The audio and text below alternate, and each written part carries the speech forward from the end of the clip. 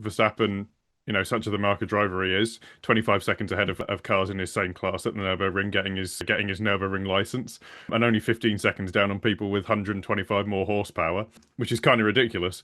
Which is, similarly, he's got issues, obviously with the Red Bull, where it's probably not the fastest car, but it seems that, as we saw in Monza, using sort of tweaks that using a Dremel of all things to cut the rear downforce, and his ability to just manage the rear tires on that, because obviously that's gonna lower your rear end load. But it didn't seem to matter. Like he had the mark of everyone in Monza, and I think it's a similar ability. Just the car, sort of the car control he has, and the ability he has to make those tweaks, sort of manage having overall not the fastest package, but still be able to race that competitively, I think is going to be a benefit. And obviously, it's not entirely the same. We've got many more low speed corners, and comparatively fewer high speed corners. Obviously, there's the two chicanes at Monza, but it's all 90 degrees at Baku. The fastest corners we have on the circuit, right in the back end of the second sector,